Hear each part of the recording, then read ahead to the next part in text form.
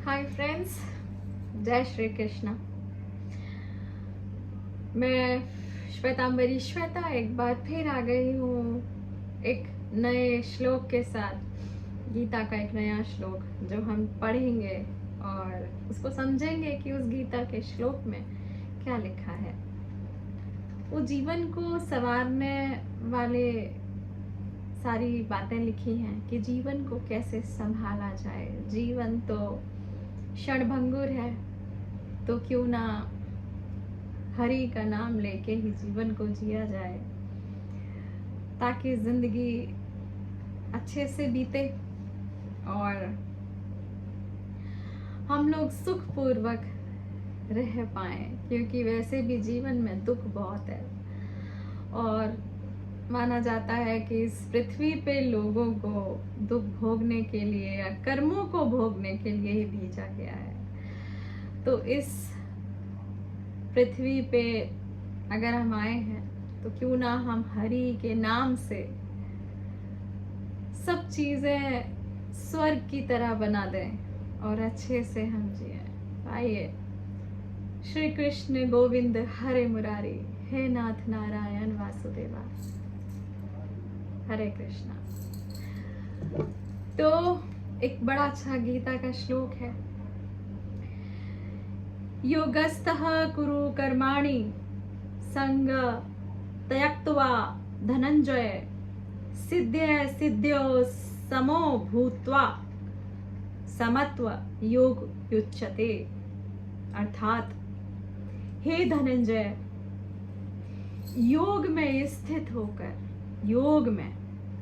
होकर आसक्ति को त्याग कर सफलता में समान भाव रखते हुए कर्म करो। इसी समत्व को योग कहते हैं। अर्थात अगर आप किसी भी परिस्थिति में आप विचलित नहीं हो रहे हैं, चाहे कुछ भी हो, कितना भी दुख हो, कुछ भी आए, लेकिन आपको समभाव से जीवन को जीना है। इस श्लोक में योग की सबसे व्यवहारिक परिभाषा देता है समत्वम योग उच्यते। समत्व ही योग है।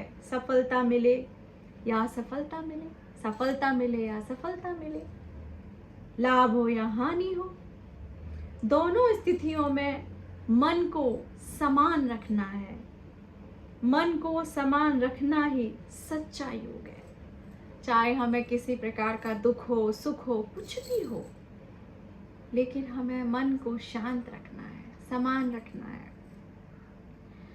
जैसे कि पहले कहा है भगवान श्री कृष्ण ने कि फल की इच्छा मत करो, और अब बता रहे हैं कि कैसे करो, समत्व बुद्धि को कैसे रखना है। आज के प्रतिस्पर्धा युग में जहाँ सफलता असफलता से मन डगमगाता है, मन विचलित होता है, जैसे कि हमें किसी चीज की प्राप्ति नहीं हुई तो हम दुखी होंगे, और हमें प्राप्ति हुई तो हम अत्यंत खुशी में रहेंगे, हमें खुशी खुशी है। तो यह श्लोक इमोशनल रिसाइलेंस, भावनात्मक स्थिरता की शिक्षा देता है।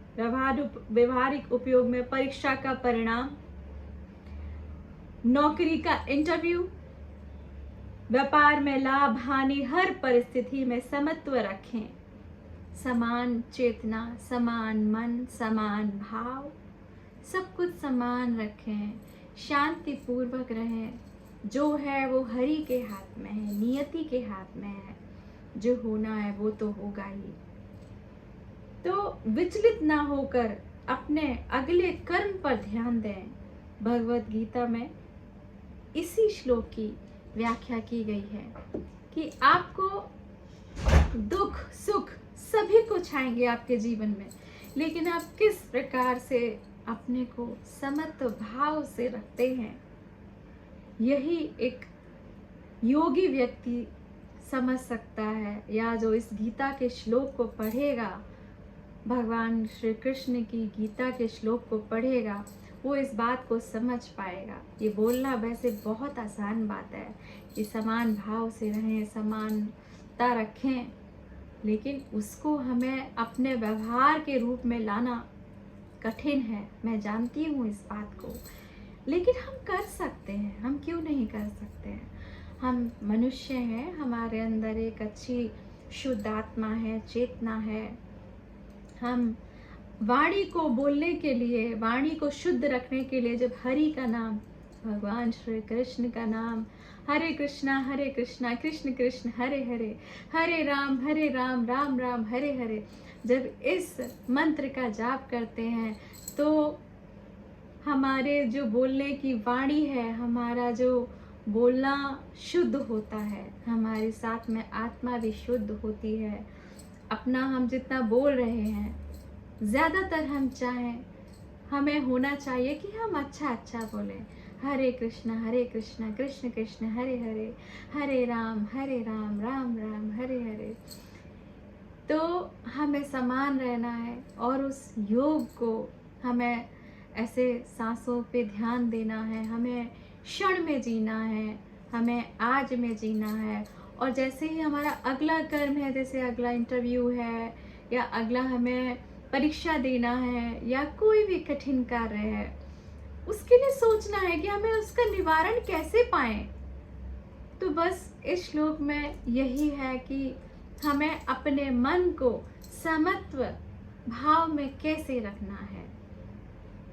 तो इस श्लोक में इतना ही। Thank you friends.